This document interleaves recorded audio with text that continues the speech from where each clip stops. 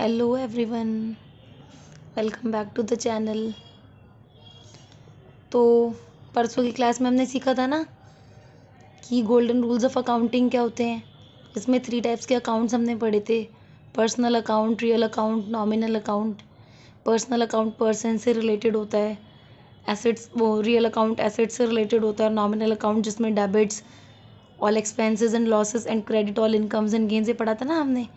तो ये वही रूल्स मैंने लिखे हुए हैं ताकि आपको रिमाइंड हो जाए दोबारा। तो आज हम सीखेंगे जर्नल एंट्रीज कैसे पास करते हैं ट्रांजैक्शंस की। अब सबसे पहले मैं बताऊंगी जर्नल क्या होता है। जब हम कोई भी बिजनेस स्टार्ट करते हैं तो उसमें बहुत सारी ट्रांजैक्शंस होती हैं। अब हमें 2 ट्रांजैक्शंस 3 ट्रांजैक्शंस तो याद रहेंगी, या फिर पूरे दिन की भी सपोज करो हम याद कर रख लेंगे। बट बिजनेस तो एक टाइम पीरियड के लिए चलता है ना, तो इतनी ट्रांजैक्शंस तो हम याद ही नहीं रख पाएंगे।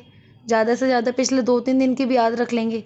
और एक ही व्यापारी से, एक ही ट्रेडर से हम कितनी बार ट्रांजैक्शंस करते हैं, इतना भी नहीं याद रख पाएंगे। बहुत बार ट्रांजैक्शंस होती है ना एक ही ट्रेडर से हमारी, तो एन नंबर ऑफ ट्रांजैक्शंस होती है हमारे बिजनेस में। तो ट्रांजैक्शंस कहाँ पे रिकॉर्ड की जाती है? जर्नल में। जर्नल को हम क्या बोलते हैं? It is a primary book of original entry, क्योंकि यहाँ पे जो भी ट्रांजैक्शन होती है सबसे पहले जर्नल में ही रिकॉर्ड की जाती है। ओके, तो अब जर्नल एंट्रीज देखते हैं कैसे पास की जाती है। अब ये ट्रांजैक्शन है, मशीनरी परचेज्ड फॉर कैश ₹10,000। अब हमने मशीनरी परचेज करी कैश में 10,000 रुपीज़ की। ठीक है, अब इसमें कौन कौन से 2 अकाउंट इन्वॉल्व हो गए? मशीनरी क्या है? एक एसेट है, तो एसेट के लिए कौन सा वाला रूल चलेगा? Debit what comes in, credit what goes out, लिखा है ना यहाँ। क्योंकि रियल अकाउंट में एसेट से रिलेटेड होता है और एसेट हमारी मशीनरी है, तो डेबिट जो आया और क्रेडिट जो गया। मशीनरी परचेज की हमने, तो इसमें हमारे पास क्या आया? मशीनरी आई और कैश गया, तो इसकी जनरल एंट्री क्या हो जाएगी? Machinery account debit to cash account, क्योंकि मशीनरी आ गई तो डेबिट और कैश चला गया तो क्रेडिट 10,000 का। और हाँ, सबसे पहले फॉर्मेट देखो। आप जनरल एंट्रीज पास करने के लिए सबसे पहले हमें फॉर्मेट बनाना होता है। पहला कॉलम होता है डेट का, फिर दूसरा पर्टिकुलर्स का, तीसरा ledger folio, fourth debit, fifth credit. इधर डेबिट के अमाउंट लिखते हैं, इधर क्रेडिट की। अभी आप पूछो कि LF क्या होता है? LF होता है लेजर फोलियो। अब ये जो हम ट्रांजैक्शंस की एंट्रीज पास करते हैं ना जर्नल में, अब इसी को हम पोस्ट करते हैं लेजर फोलियो में। अब हम एक ही ट्रेडर से, अभी जैसे मैंने बताया, एक ही ट्रेडर से कितनी बार ट्रांजैक्शंस होती हैं। अब तो इतनी बार तो हम याद नहीं रख पाएंगे, है ना। तो उसको हम क्या करेंगे, सबके यहाँ पे एंट्रीज पास करी हमने। यहाँ पे जैसे फर्नीचर खरीदा, फिर फर्नीचर बेचा, तो फर्नीचर का एक अकाउंट बन जाएगा लेजर में। वहाँ पे सबके हम अलग अलग अकाउंट बना लेते हैं जितनी भी एंट्रीज हुई हैं। जैसे मशीनरी अकाउंट, कैश अकाउंट, यहाँ पे 2-2 बार कैश है तो एक ही कैश अकाउंट हो जाएगा। जितनी भी ट्रांजैक्शंस होंगी सबका एक एक अकाउंट बन जाएगा।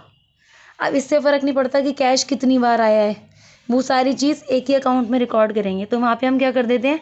क्लासिफिकेशन कर देते हैं। और ये एंट्रीज हम क्रोनोलॉजिकल ऑर्डर में रिकॉर्ड करते हैं, मीन्स एक सीक्वेंस में। यहाँ पे मैंने ट्रांजैक्शंस में डेट नहीं लिखी थी, बट यहाँ पे डेट मेंशन होती है जो भी ट्रांजैक्शन होती है, कि हमने कौन सी चीज़ कब खरीदी, कब सेल करी, कब हमारे पास पेमेंट आई, कब हमारे पास इनकम आई, कब हमने पेमेंट दी किसी को। बहुत सारी ट्रांजैक्शंस होती हैं, तो यहाँ पे डेट आएंगी। नेक्स्ट ट्रांजैक्शन क्या है? Furniture purchased for cash. अब हमने इसमें क्या खरीदा? फर्नीचर खरीदा, ये भी हमने कैश में खरीदा। तो फर्नीचर आया, फर्नीचर भी एक एसेट है, और कैश गया, तो इसमें भी वही वाला रूल चलेगा, debit what comes in, credit what goes out. Furniture account debit to cash account, 20,000। और ये पर्टिकुलर्स यानी कि जो मैंने ब्रैकेट में लिखा है ना, ये इसको हम बोलते हैं नरेशन। ये लिखना बहुत ज़रूरी है। सपोज करो कोई जर्नल खोल रहा है हमारा, तो उसको अगर हमने नरेशन नहीं लिखी तो उसे क्या पता चलेगा कि machinery account debit to cash account क्या है ये। तो नरेशन पड़ेगा तो किसी को भी समझ आ जाएगा ना। और लेजर फोलियो में हम लिखते हैं पेज नंबर, कि इसकी पोस्टिंग हमने कौन से पेज नंबर में करी है लेजर में, कि जिससे हम इजीली फाइंड आउट कर ले कि हाँ फर्नीचर वाली एंट्रीज पेज नंबर 15 पे है, तो हमें वहाँ पे सारी फर्नीचर वाली एंट्रीज में रिकॉर्ड मिल जाएगा कि फर्नीचर कब आया कब गया। नेक्स्ट है फर्नीचर सोल्ड फॉर कैश ₹10,000। अब हमने यहाँ पे फर्नीचर बेचा, कितने रुपए का? 10,000 का। अब फर्नीचर सोल्ड आउट करा, तो इनके फर्नीचर तो हमारे पास से गया, और हमारे पास इसके बदले क्या आया? कैश। तो cash account debit to furniture account, being furniture sold for cash. ये जो यहाँ पे ट्रांजैक्शंस लिखे होते हैं ना, यही लिख देते हैं, बस इससे पहले हम बीइंग लगाते हैं ज़रूर नरेशन में लिखते time. Fourth machinery sold for cash. अब इसमें भी मशीनरी गई, कैश आया, cash account debit to machinery account. Fifth transaction sold goods on credit. अब हमने यहाँ पे गुड्स बेचे हैं उधार में। अब यहाँ पे अब जो हमें पैसे देगा ना, हमने सपोज करो रोहन ने मोहन को गुड्स बेच दिए। रोहन एक बिजनेसमैन है और मोहन को उसने गुड्स बेचे अपने, पर उधार पे बेचे हैं। तो मोहन ने भी गुड्स तो ले लिए, बट हमारे पास उसके पास से भी कोई पैसा नहीं आया, उधार में लिया। तो हमारा मोहन कौन बन जाएगा? डेटर। जिसको हम उधार में कोई भी सामान सोल्ड आउट करते हैं और उससे हमें पैसे नहीं आते तो उसको हम बोलते हैं डेटर। और अगर क्रेडिट में हमने किसी से सामान लिया होता है तो वो हमारा होता है क्रेडिटर। तो यहाँ पे क्या हुआ है? Sold goods on credit. Goods तो चले गए बट अभी हमारे पास पैसे तो नहीं आए, पर आएंगे ना।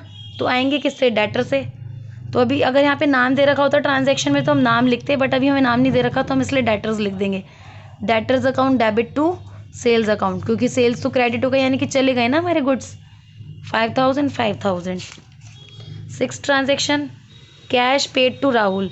राहुल को हमने 1,000 रुपीज़ कैश पे करे। बैंक होता तो बैंक लिख देते। अब राहुल को कैश पे करा है हमने, तो राहुल को कैश पे करा है तो राहुल के पास क्या गए? पैसे गए। तो राहुल तो डेबिट हो गया और हमारे पास से तो कैश चला गया, तो कैश क्या हो गया? क्रेडिट हो गया। क्योंकि डेबिट व्हाट कम्स इन, जो आ रहा है वो डेबिट, जो जा रहा है वो क्रेडिट। तो राहुल के पास तो आ रहा है, तो राहुल डेबिट हो गया। राहुल पहली बात क्या है? एक पर्सन है, तो डेबिट द रिसीवर। इसमें तो हम डेबिट द रिसीवर वाला रूल देखेंगे ना, क्योंकि वो पर्सनल अकाउंट के अकॉर्डिंग चलेगा राहुल, क्योंकि पर्सन है, नेचुरल पर्सन। तो Rahul debit to cash account. अब राहुल के साथ मैंने अकाउंट क्यों नहीं लगाया? जब किसी का भी नाम होता है तो उसके साथ हम अकाउंट नहीं लगाते। अगर अकाउंट लगाना है तो हमें उस नाम के साथ अपोस्ट्रोफ ई फिर एस लिखना पड़ेगा, राहुल्स अकाउंट डेबिट। तो आपकी चॉइस, आपको क्या लिखना है। Next transaction salary received of ₹10,000। Salary receive हुई हमें, हमारे पास क्या आया? पैसा आया। तो क्या लिखेंगे? Cash account debit to salary account. 10,000। और नेक्स्ट क्या है? Owner withdrew cash ₹2,000। अब ओनर ने क्या करा?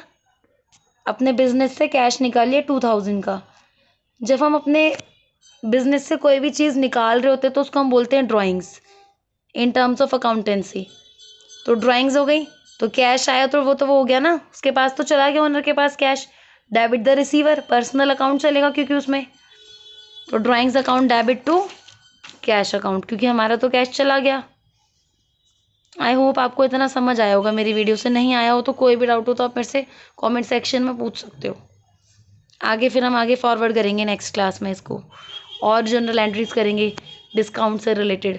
क्या ट्रेड डिस्काउंट होता है, क्या कैश डिस्काउंट होता है, कॉन्ट्रा एंट्रीज भी करेंगे। अगर वीडियो पसंद आई हो तो please like my video, subscribe to my channel and share the video. Thanks for watching.